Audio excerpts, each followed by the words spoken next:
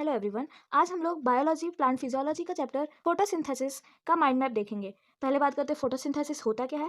Photosynthesis is a physico chemical process in which green plant manufacture और synthesis complex food substance that is carbohydrate by using carbon dioxide water in the presence of sunlight and release oxygen as a by product.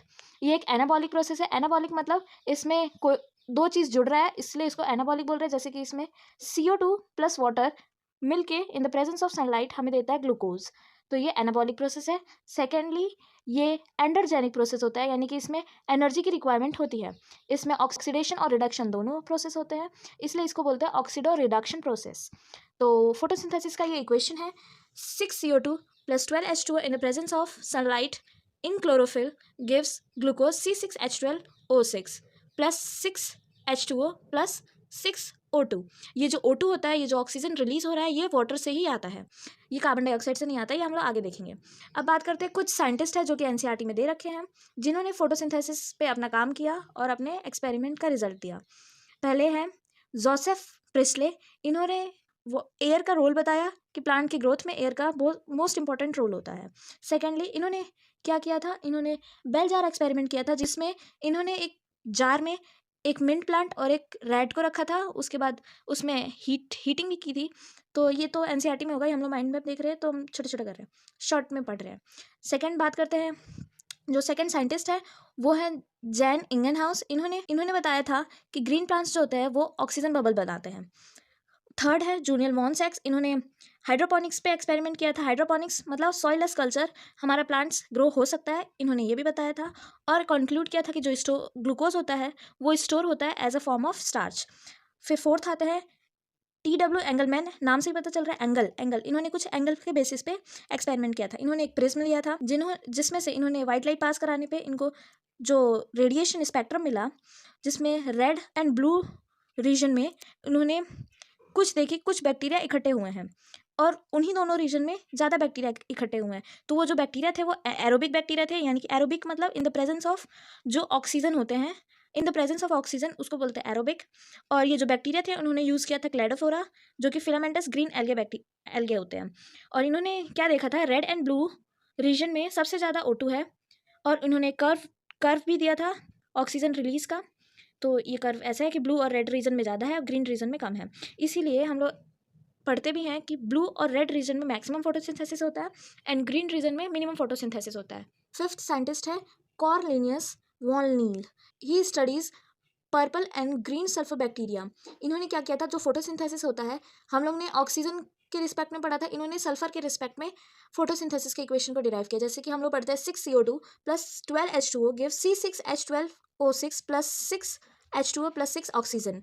बस O की जगह S लगा दिया था, तो equation बन गया था 6CO2 plus 12H2S gives C6H12O6 plus 6 water and 6S2। यहाँ पे जो ऑक्सीजन रिलीज हो रहा था वो H2O से आ रहा था, तो उन्होंने क्या किया था, S को यूज़ करके इन्होंने ये बताया था कि ये देखो, ये जो S है वो H2S से आ रहा था। Oxygen release during photosynthesis come from H2O not from CO2। Next scientist है रूबेन एंड कार्मेन। उन्होंने हैवी नॉन रेडियो एक्टिव और स्टेबल आइसोटोप ऑफ ऑक्सीजन लिया था, जो कि है O18। O16 भी होता है लेकिन वो हैवी नहीं होता है, वो लाइट आइसोटोप होता है, तो हैवी आइसोटोप है O18। To prove that O2 comes from H2O। हम लोग ने यहाँ पे देख लिया कि O2 जो हमारा है वो वाटर से आता है, कार्बन डाइऑक्साइड से नहीं आता है। नेक्स्ट बात करते हैं, where does photosynthesis take place. Photosynthesis होता कहाँ पे है, ये ग्रीन प्लांट्स के पार्ट्स में होता है, green parts of the plant होता है, और लीव्स में भी हो सकता है, ग्रीन लीव्स में। The most active photosynthetic tissue in higher plant is mesophyll of leaf. Mesophyll cell के अंदर क्लोरोप्लास्ट ज़्यादा होता है, क्लोरोप्लास्ट के अंदर क्लोरोफिल होता है। क्लोरोफिल क्या होता है, एक ग्रीन लाइट ऑब्जॉर्विंग पिगमेंट होती है हर लीव्स में। बात करते हैं क्लोरोप्लास्ट के बारे में। क्लोरोप्लास्ट एक डबल मेम्ब्रेनस ऑर्गेनेल होता है। इसके अंदर इसमें थैलाकॉइड्स होता है, थैलाकॉइड्स के अंदर स्टार्क्स होते हैं जिसको हम लोग ग्रेनम बोलते हैं, और इसके एडजेसेंट ग्रेना को कनेक्ट करने वाली जो अनस्टाक होती है उसको बोलते हैं स्ट्रोमल लैमेले। और थैलाकॉइड जो होता है वो एक फ्लूइड कंपार्टमेंट से सराउंडेड होता है जिसको बोलते हैं स्ट्रोमा। यह है क्लोरोप्लास्ट का स्ट्रक्चर, जिसमें आउटर मेम्ब्रेन, इनर मेम्ब्रेन यानी कि डबल मेम्ब्रेन। इसमें सारे ऑर्गेनेल की तरह इसमें भी बहुत सारे ऑर्गेनल्स होते हैं, जैसे कि mitochondria, lipid granule, 70S ribosome. लेकिन हम लोग मेन बात कर रहे हैं थाइलाकॉइड, जिसमें होता है PS1 एंड PS2, यानी कि photo system 1 and photo system 2, जिसमें लाइट रिएक्शन होता है। लाइट रिएक्शन को हम लोग जेड स्केम भी बोलते हैं, नॉन साइक्लिक फोटोफॉस्फोराइजेशन भी बोलते हैं। फिर स्ट्रोमा लैमेले, जिसमें PS1 होता है और ये साइक्लिक रिएक्शन में हेल्प करता है। फिर है स्ट्रोमा, जो कि डार्क रिएक्शन में हेल्प करता है। इसमें एंजाइमेटिक रिएक्शन होता है जो शुगर को स्टार्च में कन्वर्ट करते हैं। नेक्स्ट बात करते हैं फोटोसिंथेटिक पिगमेंट की। Photosynthetic pigment chlorophyll A, chlorophyll B, chlorophyll C and D and carotenoid होते हैं। Chlorophyll A blue green colour का होता है, chlorophyll B yellow green, C yellow and D yellow to orange colour. Chlorophyll A primary pigment होता है क्योंकि ये सारे फोटोसिंथेटिक प्लांट्स में पाया जाता है। एंड बाकी सब chlorophyll B, C and D ये एक्सेसरी पिगमेंट होता है या फिर इनको एंटीना मॉलिक्यूल भी बोलते हैं। कैरोटिनॉइड ये शील्ड पिगमेंट इसको बोलते हैं क्योंकि ये प्लांट को excessive heat and photo oxidation से बचाता है, इसलिए कैरोटिनॉइड को शील्ड पिगमेंट भी बोलते हैं। अब बात करते हैं फोटोसिंथेटिक यूनिट या फिर पिगमेंट सिस्टम यानी कि PS की बात करते हैं। ये दो होते हैं, PS1 एंड PS2। PS1 में P700 एंड PS2 में P680 होता है। लोकेशन ये आउटर सर्फेस ऑफ थैलाकॉइड में पाया जाता है PS1, PS2 inner surface of thylakoid में पाया जाता है। ये PS1 found in grana plus stromal lamellae and PS2 found in granal lamellae. Participate PS1 होता है साइक्लिक और नॉन साइक्लिक दोनों में हेल्प करते हैं और PS2 non cyclic flow of electron में हेल्प करता है। PS1 not associated with splitting of water and PS2 associated with splitting of water and O2 release. अब बात करते हैं साइक्लिक फोटोफॉस्फोराइजेशन की एंड नॉन साइक्लिक फोटोफॉस्फोराइजेशन। साइक्लिक में PS1 इन्वॉल्व होता है, नॉन साइक्लिक में PS1 एंड PS2 दोनों इन्वॉल्व होते हैं।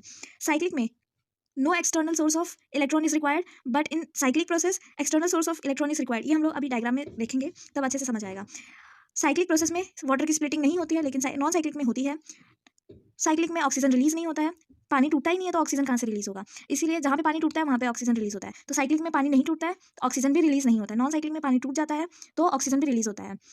अब साइक्लिक प्रोसेस में सिंथेसिस होता है ATP का और नॉन साइक्लिक में ATP एंड NADPH दोनों सिंथेसिस होते हैं। Cyclic process low intensity light में होता है and non cyclic optimum intensity भी चलता है इसके लिए।